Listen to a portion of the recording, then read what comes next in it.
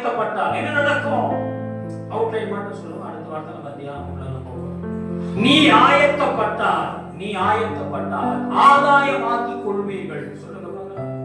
நீ ஆயத்தப்படு, ஆதாயமாக்கிக் கொள்வீர்கள். நீ ஆயத்தப்படு, ஆளுகை செய்து கொள்வீர்கள். நீ ஆயத்தப்படு, ஆசீர்வாதத்தை சுதந்தரித்துக் கொள்வீர்கள். 3 பாயிண்ட். அக்காவுடைய சப்போஸ் சில காரியங்கள் சில தேவப்படைகள் உள்ளன.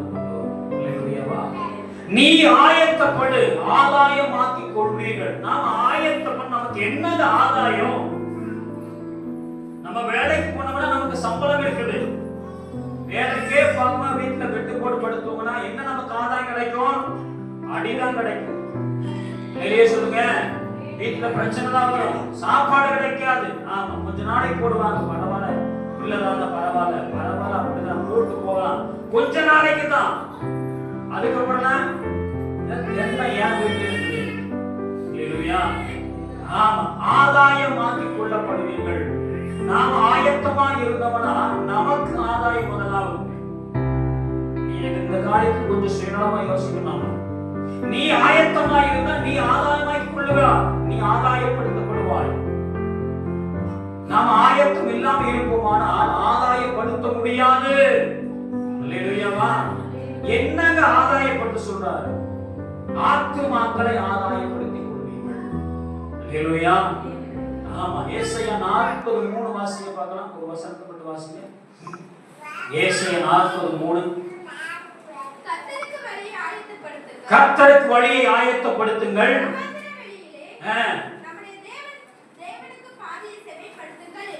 ஆமா,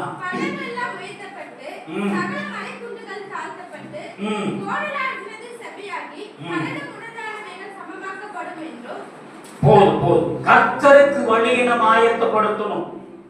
அல்லேலூயா சொல்லுங்க. கர்த்தருக்கு வழியை நாம் ஆயத்தப்படுத்துகிறோமா?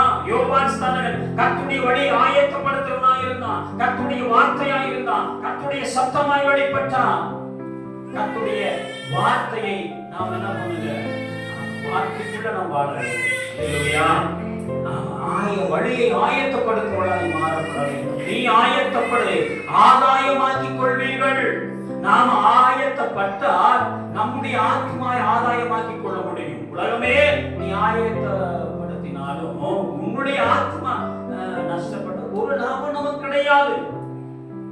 நீ முதலாவது ஆயத்தப்படும், அதுக்கப்புறம் பின்னாடி, அதுக்கப்புறம் பக்கத்துல இருக்காங்க, அதுக்கப்புறம் மனைவி பிள்ளைங்க. நீயே சரியில்லை, நாமளே சரியில்லை, நாமளே ஜெபிக்கிறதில்ல, நாமளே பரிசுத்தமா இல்ல, நாமளே நீதியை தேடுறதில்ல, நாமளே ஆண்டவருடைய ராஜ்யத்துக்காக நிற்பதில்லை, நாமளே சுவிசேஷத்தை சொல்ல போவதில்லை, நாமளே அப்படி இருந்துட்டோம்னா நம்மளை நம்பி இருக்கிறவங்க ஒண்ணும் பண்ண முடியாது.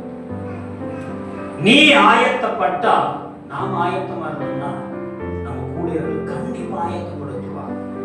புரியுதா உங்களுக்கு? நாம முதல்ல ஆயத்தமாகணும். ஆதாயமாக்கிக் கொள்வீர்கள். ஆத்துமாக்களை ஆதாயமாக்கிக் கொள்வோம். நம்ம அதான் ஆண்டவர் சொல்ற, நீ ஆயத்தப்படு, உன்னோடு கூட இருக்கிறவளை ஆயத்தப்படுத்து. நீ நானும் நம்ம ஆயத்தமா இருந்தா, தேவ பிள்ளைகள் ஆயத்தமா இருப்போமானால் அநேக ஆத்துமாக்களை ஆதாயம் செய்து கொள்வோம்.